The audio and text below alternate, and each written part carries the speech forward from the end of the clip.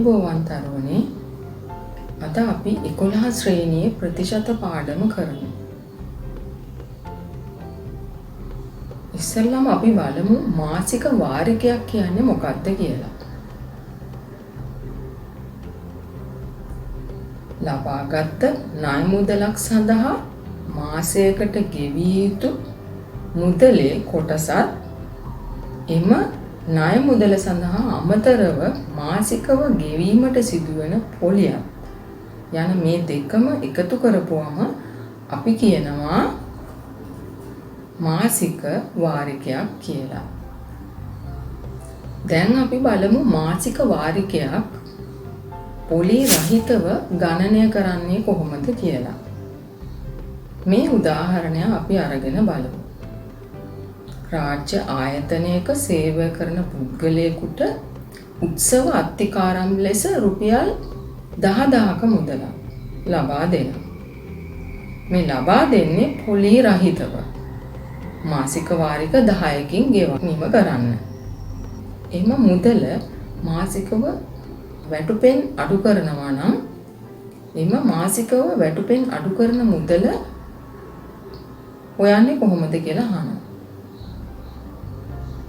දැන් අපි බලමු වැටුපෙන් මාසිකව අඩුවන මුදල හොයන ආකාරය. රුපියල් 10,000ක මුදලක් සමාන මාසික වාරික 10කින් ගෙවන්න තියෙනවා නම් අපි 10,000 10න් බෙදන්න ඕනේ. හැබැයි මේක පොලි රහිත. 10න් අපි බෙදමු දෙකම අපිට ලැබෙනවා රුපියල් 1000ක මුදලක්. මේ 1000 තමයි හැම මාසයකටම වැටුපෙන් අපෙන් අඩු කරන්නේ. හොඳයි. දැන් අපි බලමු හීනවන ශේෂ ක්‍රමයේ යටතේ පොලිය ගණනය කරන්නේ කොහොමද කියලා. අපි දැන් මේ උදාහරණය අරගෙන බලමු.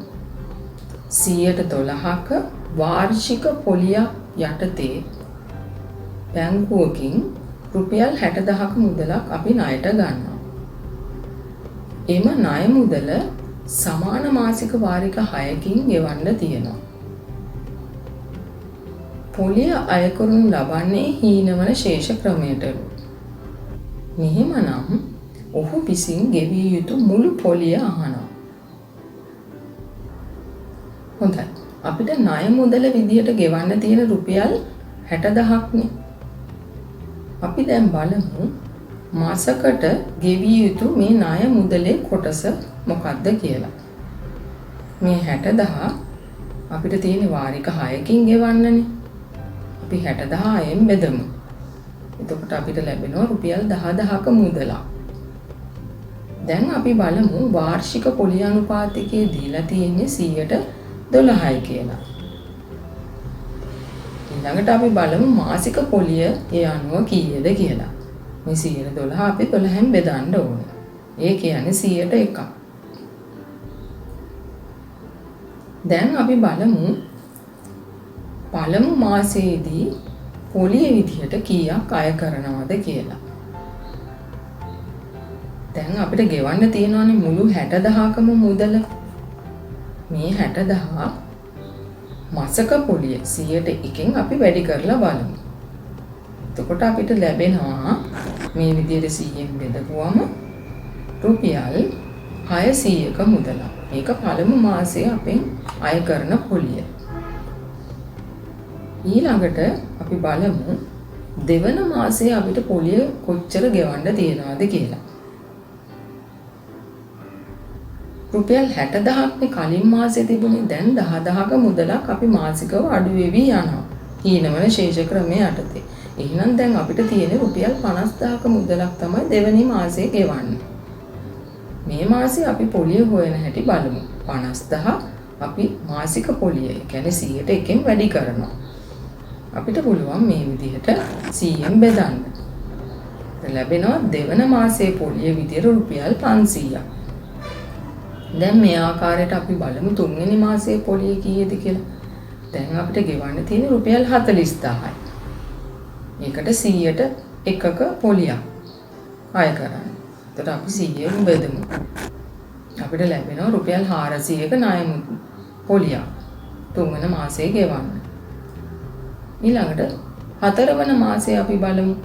දැන් අපිට ගෙවන්න තියෙන්නේ රුපියල් 30000ක මුදලක්. හැම මාසයකම රුපියල් 10000ක මුදලක් අඩු වෙවි යනකොට හතරවන මාසයේ අපිට ඉතුරු වෙන්නේ 30000ක මුදලක්. දැන් අපි බලමු මේක 100න් එකෙන් වැඩි කරලා මේ මාසේ පොලිය ගණනය කරන්න. මේ විදිහට 100න් බෙදුවා රුපියල් 300ක මුදලක් හතරවන මාසයේ තියෙනවා පොලිය විදිහට. ඊළඟට අපි බලමු පස්වන මාසයේ පොලිය. දැන් අපිට ඉතුරුලා තියෙන රුපියල් 20000ක මුදලක් ගත්ත ණය. එතකොට 100න් එකෙන් වැඩි කරපුවම අපිට ලැබෙනවා රුපියල් 200ක මුදලක්. ඊළඟට අපි බලමු අපේ අවසාන මාසය. ඒ කියන්නේ 6 වෙනි මාසයට පොලිය කීයද කියලා. දැන් අපිට 6 වෙනි මාසේ ඉතුරු වෙලා තියෙන්නේ රුපියල් 10000ක මුදලක්. මේකට අපි පොලිය ගණනය කරමු. 10000 100න් එකෙන් වැඩි කරලා අපිට ලැබෙනවා රුපියල් 100ක මුදලක් මේ අවසාන මාසයේ පොලිය විදිහට. දැන් ඔයාලට තේරෙනවනේ ගෙවන්න තියෙන මුළු පොලිය මේ අපිට ලැබිච්ච හැම මාසයකම පොලිය එකතු කරලා අපිට හොයාගන්න පුළුවන්. ඒ කියන්නේ රුපියල් 600යි 500යි 400යි 300යි 200යි 100යි. මේවා පොලි සේරම එකතු කරනවා. එතකොට අපිට ලැබෙනවා රුපියල් 2100ක මුදලක් මුළු පොලිය විදිහට.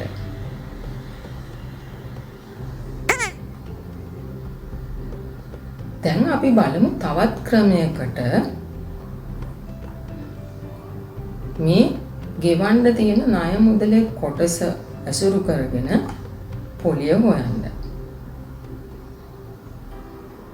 දැන් ඔයාලට තේරෙනවනේ මේ රුපියල් 10000ක කොටසක්නේ හැම මාසයකම අපේ ණය මුදල විදිහට තියෙන ගෙවන්න. එතකොට පළවෙනි මාසේ තියෙනවා 10000 ඒවා 6ක්. ඒ කියන්නේ 60000ක්නේ. මේ ආකාරයට පස්වෙනි මාසේ 10000 කොටස් 5යි 50000.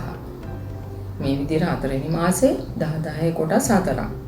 මේ ආකාරයට තුන්වෙනි මාසේ කොටස් 3යි. දෙවෙනි මාසේ 10000 කොටස් 2යි. අවසාන මාසේ 10000ක එක කොටසක් තියෙනවා. දැන් අපි මේ කොටස් සේරම එකතු කරන්න බලමු. ඔයාලා දන්නවා මේ තියෙන සමාන්තර ශ්‍රේණිය. මේ සමාන්තර ශ්‍රේණියේ පද n ගණනක ඓක්‍ය අපිට මේ ආකාරයට ලියන්න පුළුවන්. ඒ කියන්නේ Sn සමාන n බෙදීම 2යි පද ගණන දෙකෙන් බෙදලා පළවෙනි පදයට ඒ ශ්‍රේණියේ අවසාන පදය අපි එකතු කරනවා. එතකොට අපිට ලැබෙනවා මේ පද සමූහයේ එකතුව. මේ ආකාරයට අපි බලමු මේ ශ්‍රේණියේ එකතුව සොයන්න. ඒ කියන්නේ මෙතන තියෙනවා පද 6ක් 6 දෙකෙන් බෙදුවා පළවෙනි පදයේ විදිහට තියෙන 6 එකතු කිරීම එතන අවසාන පදේ වෙනවා 1 6 එකතු කිරීම 1.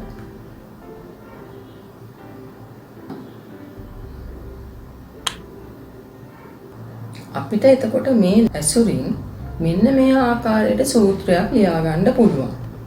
ඒ කියන්නේ 6 කියන්නේ වාරික ගණනනේ අපිට ගෙවන්න තියෙන 6 දෙකෙන් බෙදුවා කියන්නේ වාරික ගණන දෙකෙන් බෙදිලා තියෙනවා. ඊළඟට අපි වරහණක් දැම්මොත් මේ තියෙන වාරික ගණනට එකක් එකතු කරලා මේකට අපි කියනවා මාස ඒකක ගණන කියලා. එතකොට මාස ඒකක ගණන අපි හොයන්නේ වාරික ගණන දෙකෙන් බෙදලා ඒ වාරික ගණනට එකක් එකතු කරලා එන ගානේ වැඩි කරලා. හොඳයි. දැන් අපි ওই සූත්‍රය පාවිච්චි කරලා එහෙම නැත්නම් මේ මාස ඒකක ගණන පාවිච්චි කරලා වෙනත් විදිහකට පොලිය හොයන්නනේ යන්නේ. දැන් අපි බලමු මේ විදිහට කොහොමද පොලිය හොයන්නේ කියලා. මේ ආකාරයට වාරික 6 දෙකෙන් බෙදුවා 6ට එකක් එකතු කරලා ඒන උත්තරේ අපි ලියාගත්ත මේ ආකාරයට 6 දෙකෙන් බෙදපුවම 3යි 6ට එකක් එකතු කරලා 7යි 3 හරක් 7 අපිට ලැබෙනවා 21ක්. මේ 21 කියන්නේ මාස ඒකක ගණන. හොඳයි. අපි දැන් බලමු මාසකට ගෙවන්න තියෙන ණය මුදලේ කොටස සඳහා පොලිය. ඔයාලා දන්නවනේ මාසකට අපිට රුපියල් 10000ක්නේ ගෙවන්න තියෙන්නේ. මේ 10000ට අපිට පොලිය 100ට එකක් අය වෙනවා. අපි දැන් මේ පොලිය ගණනය කරමු. මේ ආකාරයට. එතකොට අපිට ලැබෙනවා රුපියල් 100ක මුදලක් මාසකට ගෙවන පොලිය විදිහට. අපි දැන් ගෙවන්න තියෙන මුළු පොලිය හොයමු. මෙන්න මේ රුපියල් 100 මාසක ගෙවන්න තියෙන පොලිය අපිට ලැබුණු මාස ඒකක ගණනෙන් වැඩි කරලා බලමු. ඒ කියන්නේ 21කින් අපිට ලැබෙනවා රුපියල් 2100ක්. ඔයාලට මතක ඇති නේද? මීට ඉස්සෙල්ලත් අපිට පොලිය විදිහට ලැබුණේ 2100යි.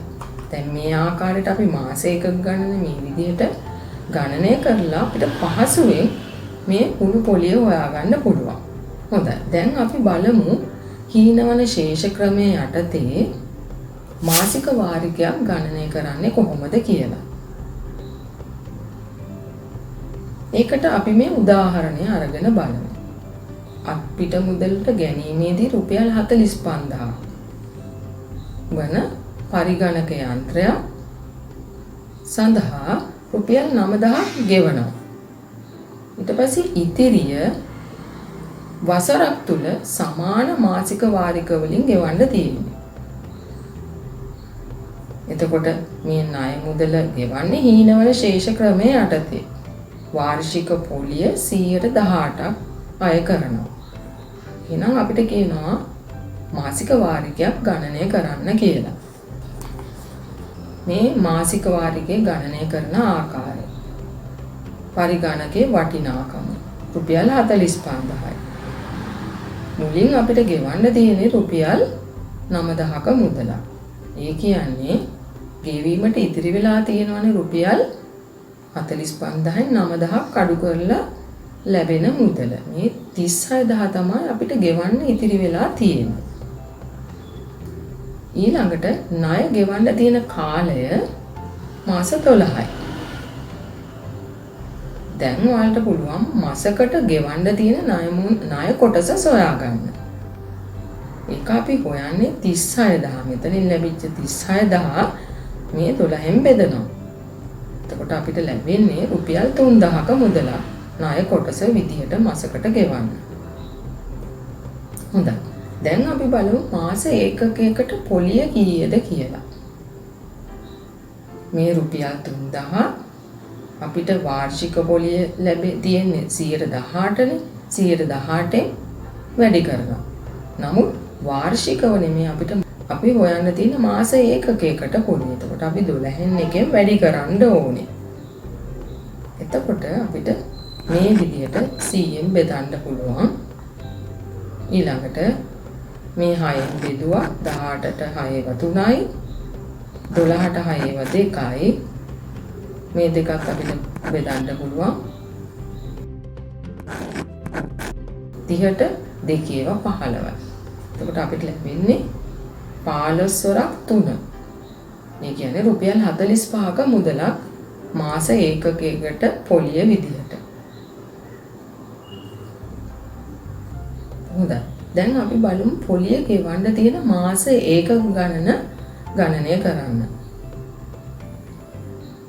ඔයාලට පුළුවන් වාරික 12ක් තියෙන්නේ 12 දෙකෙන් බෙදුවා. ඒ කියන්නේ වාරික දෙකෙන් බෙදුවා.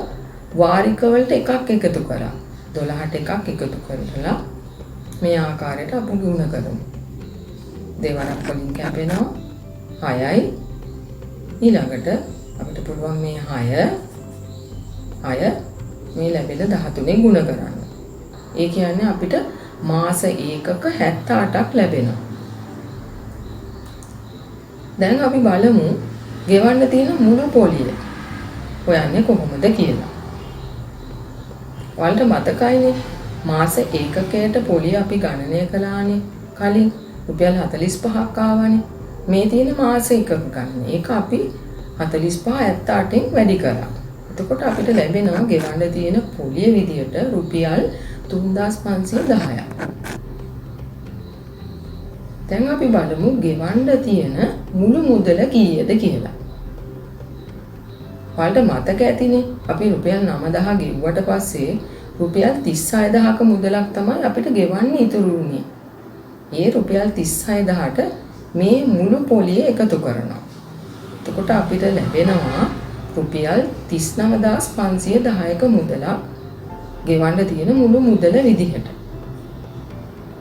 දැන් අපි බලමු මාසික වාරිකය කොහොමද ගණනය කරන්නේ කියලා. මේ ලැබිච්ච රුපියල් 39510 වාරික 12ක්නේ තියෙන්නේ. 12න් අපි බෙදුවා. 12 වරක් වලින් අපි බෙදමු. මේ 39ට 12 වරක් 3ක් තියෙනවා. 3ක් ඉතුරු වෙනවා. 35ට 12 වරක් 2යි තියෙන්නේ. එතනින් අපිට 11ක් ඉතුරු වුණා. එතකොට අපි ඊළඟට බලන්නේ 111ට 12ව තියෙනවා 9ක්. 108යිනේ. උතනින් ඉතුරු වුණා 3ක්. ඒ කියන්නේ 30ට දැන් බලනවා 12 වරක් 2යි. දැන් අපි දශම තිත දානවා එතනින් එහාට. ඉතුරු වුණානේ 6ක්. ඒ කියන්නේ 60ට අපිට තියෙනවා 12 වරක් 5ක්.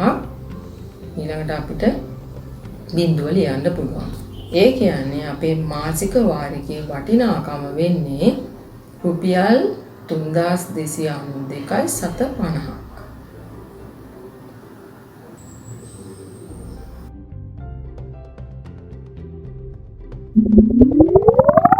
හොඳයි දරුවනේ, දැන් ඔයාලට උත්සාහ කරන්න පුළුවන් 9.1 අභ්‍යාස මාලාවේ 1 සිට 5 දක්වා ගැටලු ටික.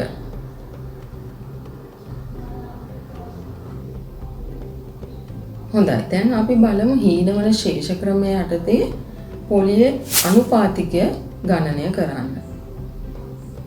අපි මේ ගැටලුව අරගෙන බලමු. මේ තියෙන්නේ දැන්වීමකින් උපුටාගත්ත කොටසක්.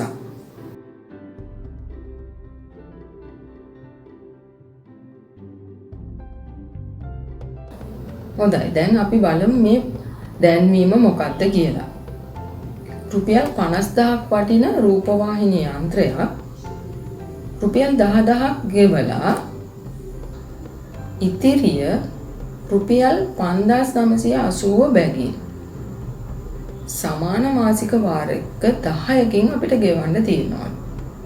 දැන් අපෙන් අහනවා හීනවන ශේෂ ක්‍රමය යටතේ මේ පොලිය ගණනය කරනවා. අය කරන වාර්ෂික පොලි අනුපාතිකය ගණනය කරන්නලු.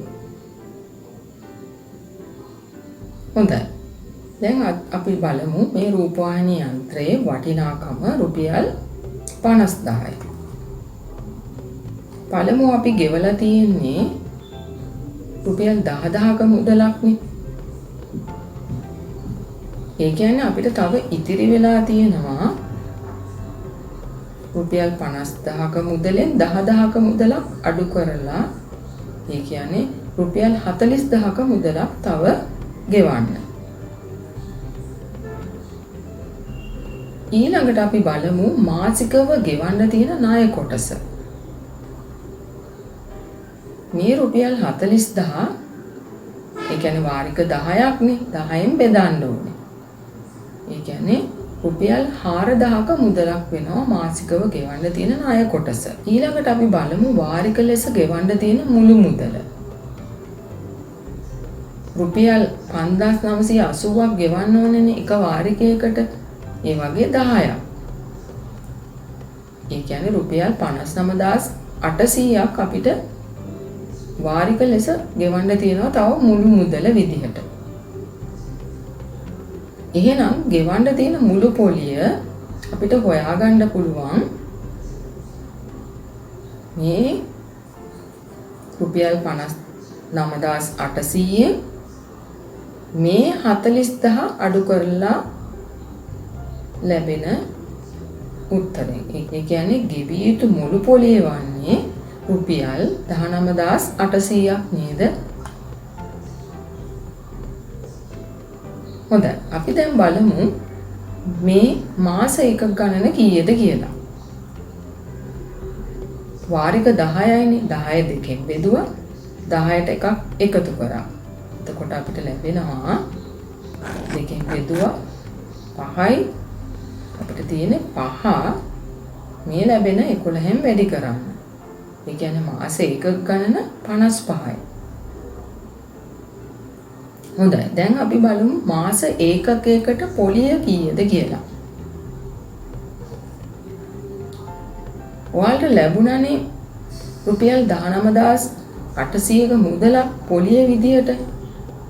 අන්නේ පොලිය මේ ලැබිච්ච මාස එකක ගණනෙන් බෙදනවා. ඒ කියන්නේ 55යි. බෙදපුවම අපිට ලැබෙනවා රුපියල් 360ක්. ඒ කියන්නේ මේ රුපියල් 360 මාස ඒකකයට පොලිය වෙනවා. හොඳයි. දැන් අපි බලමු අපිට මේ ගැටලුවේ දීලා තියෙනවනේ වාර්ෂික පොලිය අනුපාතිකය සොයන්න කොහොමද හොයන්නේ කියලා. මේ මාස ඒකකයකට පොලියනේ 360. මේ 360 4000න් බෙදනවා. ඒ කියන්නේ මාසයකට ගෙවන්න තියෙන ණය කොටසෙන් අපි බෙදනවා. ඊළඟට අනුපාතිකය 100 100ට කියලානේ හොයන්න ඕනේ. දැන් අපි මේක 100ෙන් ගුණ කරන්න ඕනේ. අපි බලමු 100ෙන් බෙදන්න ඉස්සලා මේ විදිහට. ඊළඟට 10ෙන් බෙදුවා. එහෙනම් අපි 4ෙන් බෙදලා ඉමු. 4 වරක් 1යි 38 4 වරක් 9යි. අපිට ලැබෙනවා වාර්ෂික පොලිය අනුපාතිකයේ විදිහට 100ට 9යි.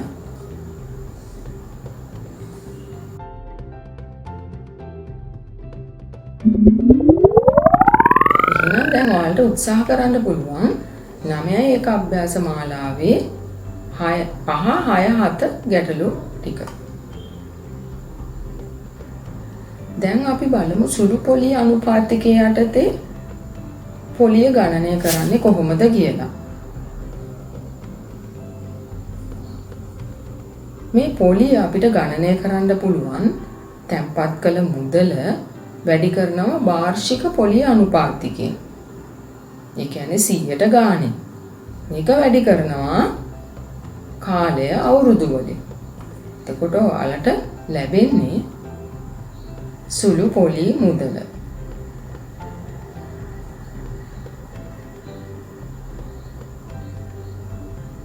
හොඳයි.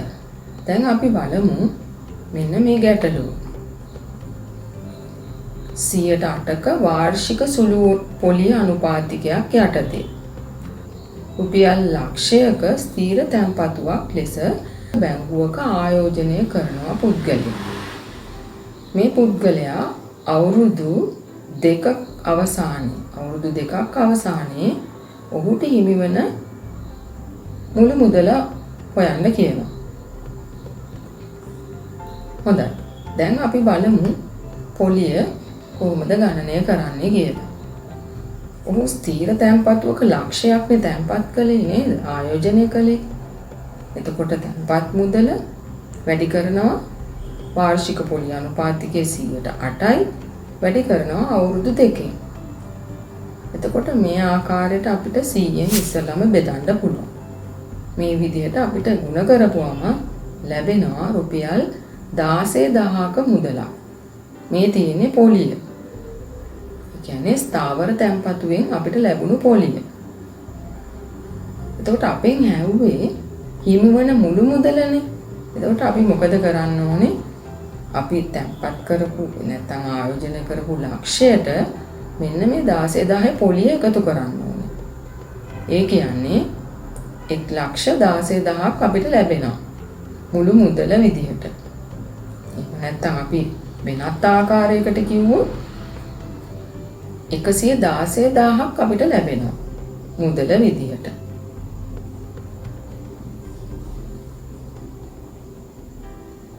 හොඳයි. දැන් අපි බලමු වැල් පොලිය අනුපාතිකයේ යටතේ. ඒ කියන්නේ අපිට මේ පාඩමේ ඊළඟට තියෙන්නේ මෙන්න මේ වැල් පොලිය ගැන කතා කරන්න. මේ යටතේ පොලිය ගණනය කරන්නේ කොහොමද කියලා බලමු. කලින් ඔයාලා ඉගෙන ගත්තා නේද සුළු පොලිය ගණනය කරන ආකාරය. දැන් අපි මේකත් එක්ක සංසන්දනය කරලා බලමු වැල් පොලිය කොහොමද ගණනය කරන්නේ කියලා. හොඳයි. මෙන්න ගැටලුව. 108ක අපි කලින් දුන්න ගැටලුවම 108ක වාර්ෂික පොලිය වැල් පොලිය අනුපාතිකය යටතේ තමයි මේ රුපියල් ලක්ෂය බැංකුවක තැන්පත් කරන්නේ. එතකොට අවුරුදු 2ක් අවසානයේ ඔහුට ලැබෙන මුදල අපි හොයලා බලමු.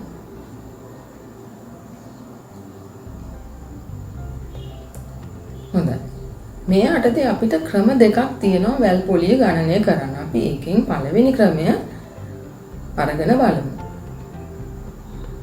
අපි දැන් පළවෙනි අවුරුද්ද සඳහා පොලිය ගණනය කරන්න බලමු. රුපියල් ලක්ෂයක මුදලක්නේ ආයෝජනය කරලා තියෙන්නේ. ඒකට 108ක වාර්ෂික පොලිය අනුපාතිකයක් තියෙනවා. ඒ කියන්නේ ලක්ෂය අපි 100න් 8න් ගුණ කරලා බලමු. එතකොට අපිට ලැබෙනවා පළවෙනි අවුරුද්ද සඳහා පොලිය 100න් බෙදුවා. ඒ කියන්නේ රුපියල් 8000ක මුදලක් අපිට පළවෙනි අවුරුද්ද සඳහා පොලිය විදියට වැල් පොලිය ක්‍රමයෙන් ලැබෙනවා. ඊළඟට අපි බලමු පළමු වෙන අවුරුද්ද අවසානයේ එහෙනම් ඔහුට ලැබෙන මුළු මුදල. මේ ආයෝජනය කරපු ලක්ෂයට රුපියල් 8000 එකතු කරනවා. ඒ කියන්නේ 1,80,000ක මුදලක් තමයි පළමු වෙන අවුරුද්ද අවසානයේ ඔහුගේ බැංකුවේ දැන් තියෙන්නේ. ඊළඟට අපි බලමු දෙවන අවුරුද්ද සඳහා පොලිය කොහොමද ගණනය කරන්නේ කියලා. දෙවන අවුරුද්ද පටන් ගන්නකොට අපිට මේ මුදල තමයි බැංකුවේ දැන් තියෙන්නේ. එතකොට අපි මේ මුදල සඳහා තමයි දැන් 108ක පොලිය ගණනය කරන්න ඕන වෙන්නේ. මේ ආකාරයට අපි වැඩි කරලා බලමු. එතකොට අපිට ලැබෙනවා මේ විදිහට 100න් බෙදලා 1088න් ගුණ කරපුවම රුපියල් 8640ක මුදලක්. මේ තියෙන දෙවන අවුරුද්ද සඳහා පොලිය. ඊළඟට අපිට පුළුවන් දෙවන අවුරුද්ද අවසානයේ ලැබෙන මුළු මුදල හොයාගන්න. ඒ කියන්නේ දෙවන අවුරුද්ද පටන් ගන්නකොට තිබුණේ 1,80,000ට මෙන්න මේ ලැබිච්ච 8640 කියන පොලිය එකතු කරනවා. එතකොට ඔයාලට ලැබෙනවා 1,16,640ක මුදලක්. වැල් පොලි ක්‍රමය යටතේ. දැන් ඔයාලට සුළු පොලි ක්‍රමය යටතේ ලැබුණේ 1,16,000ක මුදලක්. එහෙනම් සුළු පොලි නැත්තම් ස්ථාවර තැන්පතුවට වඩා වැඩි පොලියක් අපිට ලැබෙනවා. ඒ කියන්නේ වඩා වාසිදායක වෙන්නේ මේ අවස්ථාවේදී වැල් පොලි ක්‍රමය.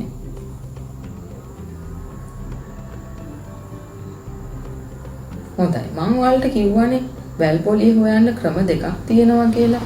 අපි කලින් කතා කරපු ක්‍රමය ඇරෙන්න මෙන්න මේ දෙවෙනි ක්‍රමය ගැන දැන් අපි හොයලා බලමු. ඒක අපිට ටිකක් පහසු ක්‍රමයක්. බලමු අපි. පළවෙනි අවුරුද්ද අවසානයේ ලැබෙන මුළු මුදලම අපිට මෙතනින් හොයාගන්න පුළුවන්. කලින් කළා වගේ නෙවෙයි. බලන්න ඒක කොහොමද හොයන්නේ කියලා. ඒ කියන්නේ ලක්ෂයකට අපිට ලැබෙන මුළු මුදල අවුරුද්දක් අවසානයේ 100ක් අපි තැන්පත් කරොත් රුපියල් 8ක්නේ පොලිය. ඒ කියන්නේ 108ක් තමයි මුළු මුදල විදියට ලැබුණේ. අපි එහෙනම් 100න් බෙදලා මේ ලක්ෂය 108න් ගුණ කරමු. ඔයාලට පුළුවන් මේ විදියට 100න් බෙදන්න. වැඩි කරපුවම අපිට ලැබෙනවා පළවෙනි අවුරුද්ද අවසානයේ මුළු මුදල විදියට 1,80,000ක මුදලක්. හොඳයි. අපි දැන් බලමු දෙවන අවුරුද්ද අවසානයේ ඔහුට ලැබුණු මුළු මුදල කීයද කියලා. ඒ කියන්නේ පළවෙනි අවුරුද්ද අවසානයේ මෙච්චර මුදලක් තිබුණානේ 1,80,000ක මුදලක් නේ දැන් තිබුණේ. ඒ කියන්නේ අපි 1,80,000ක මුදල 100න් බෙදලා මුළු මුදල හොයාගන්න නම් අපි 108න් ගුණ කරන්න ඕනේ. එතකොට 100න් බෙදුණා. එතකොට ගුණ කරපුවම අපිට ලැබෙනවා දෙවන අවුරුද්ද අවසානයේ 1,16,640ක මුදලක්. කලින් කියපු ක්‍රමයට වඩා ඔයාලට මේ ක්‍රමය පහසු නම් ඔයාලට මේ ක්‍රමය භාවිතා කරලා මේ වගේ වර්ෂ දෙකම අවසානයේ ලැබෙන මුළු මුදල හොයාගන්න පුළුවන්. දැන් ඔයාලට උත්සාහ කරලා බලන්න පුළුවන් 9-2 අභ්‍යාස මාලාව. ආයෙත් දවසක අපි හමු වෙන තුරු ඔයාලා සියලු දෙනාටම අයිබෝවන්.